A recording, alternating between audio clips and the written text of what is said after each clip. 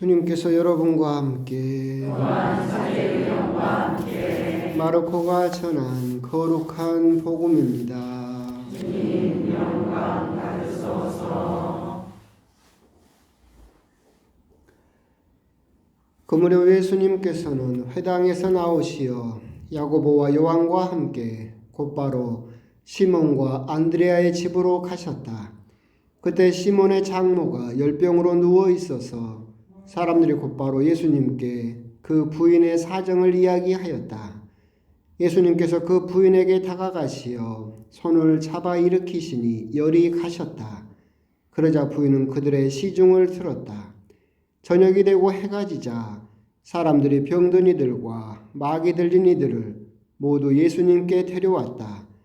온 고을 사람들이 문 앞에 모여들었다. 예수님께서는 갖가지 질병을 앓는 많은 사람을 고쳐주시고 많은 마귀를 쫓아내셨다.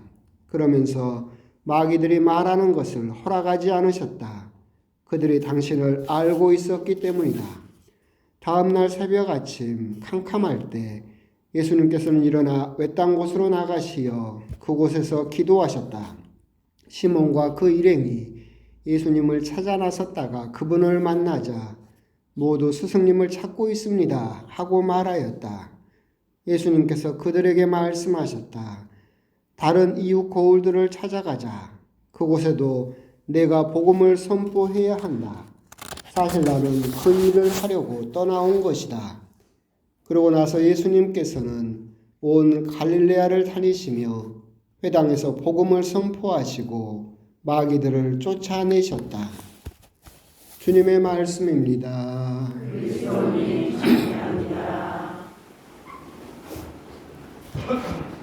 참 예수님. 오늘 재밌는 이야기는 없으니까 바로 복음 이야기나 합시다. 오늘 복음은 어떻게 보면 예수님의 하루 일과라고 불리는 가파르나움에서의 하루, 그러니까 예수님께서 공생활 기간 대략 한 3년에서 4년 정도라고 보는데 3년 정도라고 보지만 그 매일매일을 어떻게 사셨던가를 일상적인 하루를 보여주는 것이 오늘 복음의 내용이다라고 생각하시면 되겠습니다. 그런데 이제 이 복음에 대해서 묵상을 하기 전에 걸림돌이 조금 몇 가지가 있습니다. 첫 번째는 많은 분들이 또 궁금해하시는 시몬의 장모가 열병으로 누워 있어서라고 해서 시몬 베드로, 그러니까 첫 번째 교황이셨던 베드로 사도에게 부인이 있었던가라는 그런 부분에 대해서 궁금해하실 수 있는데 있었습니다. 그러니까 초세기 예수님 당시에도 사도들 중에서 몇몇은 이미 결혼을 해서 부인이 있었었고 또 몇몇은 또 혼자인 그런 경우도 있었었죠. 예수님과 사도 바오로는 결혼을 하지 않았지만 시몬 베드로나 몇몇 사도는 결혼을 했던 것으로 그렇게 보입니다. 그러니까 이 부분은 이제 지금 보면 사제의 독신에 대한 이야기이기도 한데, 그러니까 옛날에 제가 서품 받고 새신부 때 그때 임동 성당에서 동기 신부님들하고 같이 택시를 탔어요. 로만 갈라하고 4명이 택시에 탔는데 그래가지고 이제 동기 본당인 쌍천동으로 이렇게 가는데 택시 기사가 딱 보니까 시꺼먼 옷 입은 4명이 루만칼라하고 임동성당에서 타니까 신부님이시냐고 그렇다라고 했더니 이 운전사는 개신교 신자였어요. 쌍천동 성당 도착할 때까지 결혼하면 뭐가 좋은지, 왜 신부님은 결혼을 안 하는지 4명을 달달 볶는 거야. 아마 신혼이었는가 봐. 한 3년만 살아봐. 하여튼 그거는 막 결혼하면 얼마나 좋은데 그걸 막 성적인 이야기까지 하면서 왜 우리 목사님들은 결혼하시는데 신부님들은 시몬 베드로도 결혼하고 그랬는데 왜 결혼 안 하는지 모르겠다고 궁시렁궁시렁 하면서 우리 4명을 달다 볶더라고요. 그러니까 똑같은 겁니다. 우리 아까 말씀드린 바와 같이 초세기 교회에 그렇게 혼재되어 있었었고 그리고 초세기 교회 때도 계속해서 혼재되어 있었습니다. 물론 교회는 독신을 권장하긴 했지만 그렇게 결혼과 독신이 혼재된 상황에서 계속해서 교회가 유지되고 있었었고, 물론 주교님이나 그렇게 높은 직분을 가진 분들은 독신이 의무화가 되긴 했지만 9세기경까지는 계속해서 조금 혼재되어 있었었고, 이것을 이제 결정적으로 사제 독신을 의무화하신 분은 그레고리오 7세 교황님, 그러니까 11세기경입니다. 물론 이제 아까 그 그레고리오 성가라고 여러분들은 들어봤죠? 그 그레고리오 성가는 이분하고 관계없이 그레고리오 성가는 그레고리오 1세 교황님 5세기고, 이분은 그레고리오 7세 교황님인데 교회를 대대적으로 개혁을 하면서 사제 독신을 무조건 의무화를 했습니다. 예수님이 정하신 법은 아니지만 교회가 그렇게 가톨릭 교회에서 사제와 부제 성품을 받을 사람들은 독신을 반드시 지켜야 한다라고 의무화를 했어요.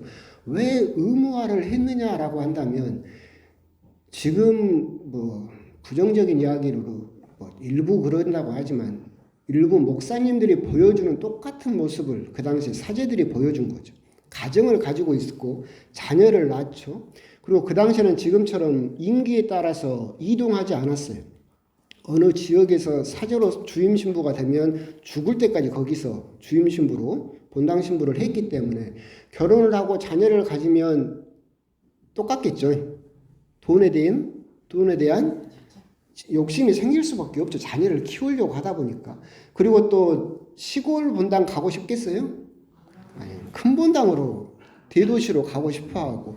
그러니까 지금 목사님들이 보여주는 것처럼 돈 욕심이라든가 권력 욕심이라든가 어떤 그런 것들이 굉장히 심해졌죠.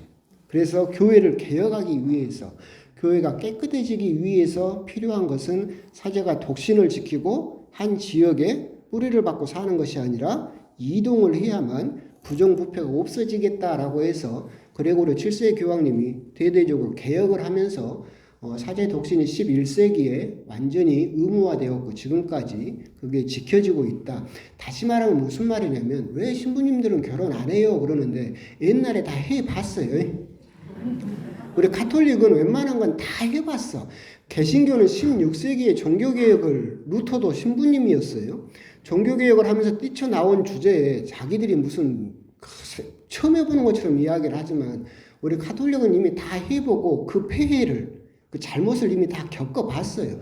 그래서 신부님들도 결혼을 해보니까 너무나 이게 비리가 많고 부정부패가 심해져서 교회가 깨끗해지지 않는다라고 해서 이렇게 독신이 생겼던 것이고, 그렇기 때문에 그 택시 기사님, 그때는 뭐 기사님 뭐 싸울 일도 없었지만 결혼하면 뭐가 좋고 막 하는데 알도 못함시롱이, 알도 못함시롱. 우리는 다 해봤는데 안주가 너무, 그래서 그렇게 되었다. 그래서 시몬의 장모 부분에서 시몬 베드로 사도에게 부인이 있었느냐라고 한다면 그런 부분 있었고, 9세기경부터 이렇게 곤장은 됐었지만 9세기 공의를 통해서 의무화가 되었지만 잘 지켜지지 않았었고, 하지만 11세기에 그레고리오 7세 교황님이 의무화를 해서 지금까지 1000년 가까이 사제 독신제가 있었고, 그리고 개신교에서 그런 결혼 문제 운운하면 좀 어디 가서 공부 좀 하고 오라고 하고, 우리는 다 해봤다고 그러면 되시겠습니다.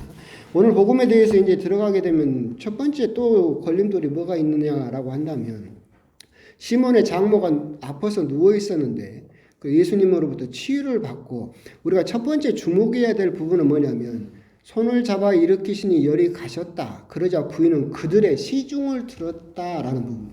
여기에서 우리가 주목해야 될 부분은 뭐냐면, 하느님의 은총을 받은 사람의 자세, 하느님에게 기적을 선물 받고 은사를 받은 사람의 자세는 공동체를 향해야 된다라는 겁니다. 하느님에게 은총을 받았어요.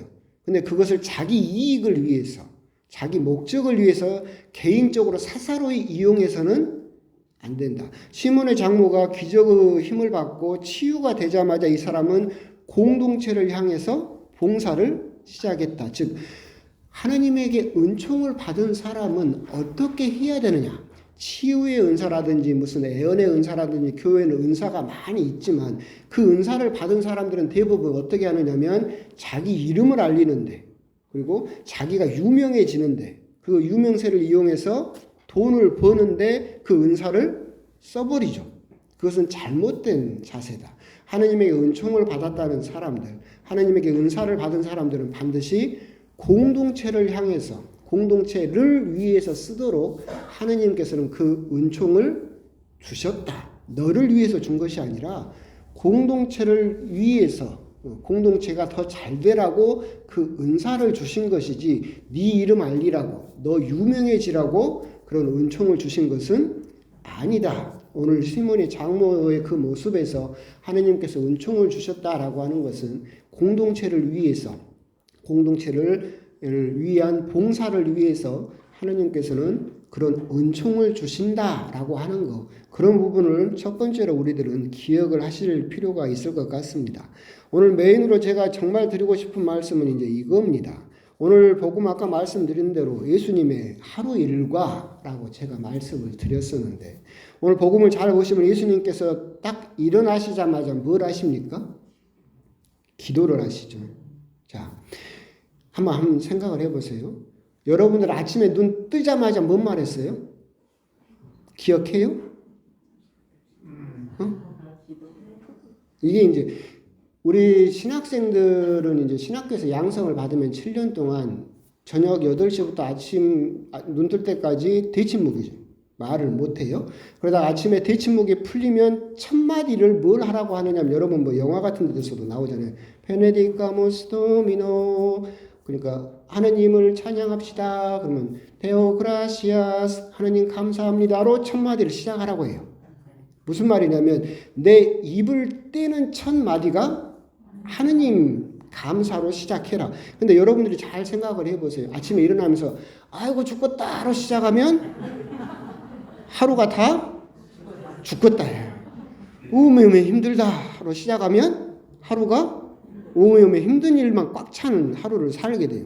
여러분들 오늘 하루를 아침에 눈 떠서 첫 마디, 내가 입을 열면서 첫 마디가 뭐였는지 한번 곰곰이 생각을 한번 해보시고, 내가 아침에 눈 뜨면서 그냥 내 개인적인 거, 세상적인 거 이런 걸로 하루를 시작했다라고 한다면, 오늘 복음에서도 예수님께서 눈 뜨자마자 기도로 시작하셨던 것처럼 내가 아침에 눈 뜨자마자 하나님 감사합니다 또는 하나님 오늘 하루 뭐 이렇게 그런 신앙의 단어로 내 입이 열리고 그 하루를 시작한다라고 하는 것, 그것은 오늘 하루가 또한 하나님의 은총 안에서 또한 축복을 받는다라는 의미이기 때문에, 제가 오늘 복음에서 정말 여러분에게 드리고 싶은 말씀은 아침에 딱 눈을 뜨자마자 나의 첫 마디가 뭐였느냐.